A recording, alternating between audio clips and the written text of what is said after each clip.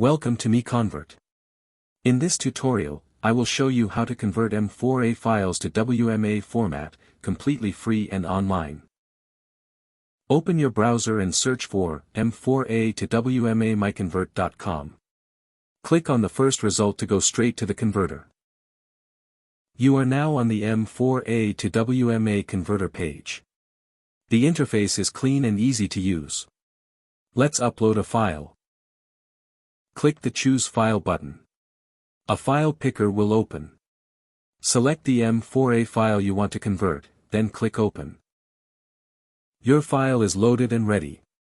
You can see the file name, size, and destination format.